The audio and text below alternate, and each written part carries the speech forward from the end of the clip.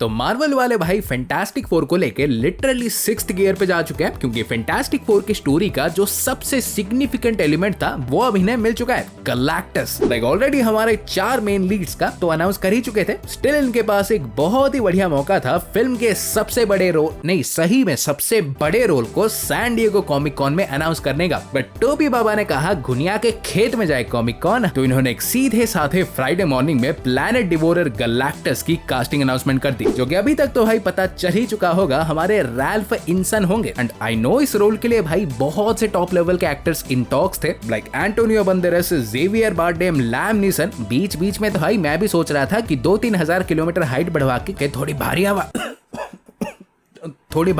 आवाज कर लूं, क्या पता शायद मुझे ही बुला ले। बट फाइनली चलो न्यू कमर यानी रैल्फ साहब को मिल गया, और ये भी किसी भी एंगल से इंच भर भी इस रोल के लिए कम नहीं है। मैंने आंख घुमाई तो पता चला कि ऑलरेडी सम भारी भरकम फ्रेंचाइजेस में काम कर चुके हैं, हैरी पॉटर से लेके गेम ऑफ थ्रोन्स से होके फिलहाल के हमारे the green night creator, and even Marvel में भी गार्डियंस ऑफ द गैलेक्सी में ये एक स्पेस रेंजर थे। But I know top of all this Galactus के लिए जो सबसे ज्यादा मैटर करता है वो है उसकी आवाज, तो इनकी भी तनिक सुन के देखो। So this is our last chance at winning the war.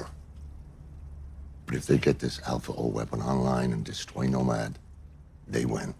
सुन लिया, ये इनकी नेचुरल आवाज है, और आई एम प्रीटी श्योर कि इसके ऊपर भी मार्वल वाले गैलेक्टस के लिए वॉइस को थोड़ा और एम्पलीफाई करने वाले हैं। सब मजे आ जाएंगे यार जब थिएटर में कान के पर्दे फटेंगे। बट यहाँ पे देखो इस न्यूज का सबसे बड़ा रिविलेशन जो था कि गैलेक्टस कोई वन ऑफ विलन नहीं होगा। मतलब हम जो सोच रहे थे कि ये वाला गैलेक्टस इस पर्टिकुलर फैंटास्टिक फोर के यूनिवर्स का ही होगा, और eventually down the road Marvel MCU का भी अपना एक मेन गैलेक्टस इंट्रोड्यूस कर देगी, क्योंकि ऑब्वियसली कॉमिक्स में भी ऐसा ही है, हर यूनिवर्स का अपना एक गैलेक्टस होता है। बट यहाँ पे लग रहा है कि मार्वल शायद बहुत कुछ अलग करने वाली है, क्योंकि इस कास्टिंग रिपोर्ट के साथ ये भी भाई कंप्लीटली कंफर्म हो चुका है कि ये गैलेक्टस कोई वन ऑफ नहीं होगा, ये आगे भी हमें एमसीयू के कई सारे प्रोजेक्ट्स में देखने मिलेगा। समझ गए? एग्जैक्टली। इसका मतलब भाई सिंपली यही है कि ये एक मल्टीवर्सल कॉस्मिक एंटिटी होगा, और प्रोबेबली पूरे मल्टीवर्स में एक लौता Galactus. Rise of the Silver Surfer के धूल मिट्टी को पूरी तरह से इग्नोर कर देते हैं, जो कि यूनिवर्स टू यूनिवर्स हॉप करने की ताकत रखता हो। और सोचे तो वैसे देखो सही भी है, बिकॉज मल्टीवर्स में भाई एटलीस्ट कुछ तो हायर पावर्स होनी ही चाहिए ना, जो कि सिंगुलर हो। लोकी, बियॉन्डर, इनकी तरह वो भारीपन एक्चुअली फील होता है। और इवन अगर तुमको याद हो तो पहले भी मैंने तुमको जो बोला था कि हो सकता है कि फिल्म के एंड में शायद कोई इनकर्जन हो जिससे ये फैंटास्टिक फोर को ना चाहते हुए भी एमसीयू में आना पड़े। तो अब लग रहा है कि शायद इनके एमसीयू में आने का कारण इनकर्जन नहीं बल्कि गैलेक्टस होगा। है जाओ, लेट मी एलैबोरेट। लाइक ये तो भाई पक्का ही है कि फिल्म में हमें एक एक्सपीरियंस्ड फैंटास्टिक फोर की टीम दिखेगी, जो कि अपने दुनिया के अवेंजर्स टाइप हीरो ऑलरेडी बन चुके होंगे, पैसा फेम सब कुछ होगा। इनफैक्ट फिल्म के स्टार्ट में आई थिंक ये मोल मैन को हरा के अपना वो पोटेंशियल हमें दिखा भी देंगे। फिर इवेंचुअली एट सम पॉइंट इनके दुनिया में सिल्वर सर्फर भी आएगी गैलेक्टस के आने का भोपू बजाय अनाउंस करने, और एंड में भाई समहाउ उससे भी काउंटर करने के बाद जब फाइनली गैलेक्टस के अगेंस्ट इनका सामना होगा तो हिस्ट्री भाई फिर से रिपीट घंटा नहीं करेगी। वो गैलेक्टस के नाम पे कलंक था। ये रैल्फ इनसन का असली गैलेक्टस एक्चुअली में भाई इनके पूरी दुनिया को डिस्ट्रॉय कर देगा, और इसीलिए ही फैंटास्टिक फोर को एमसीयू में आना पड़े। मे बी रीड के किसी मल्टीवर्सल ट्रैवलिंग डिवाइस से,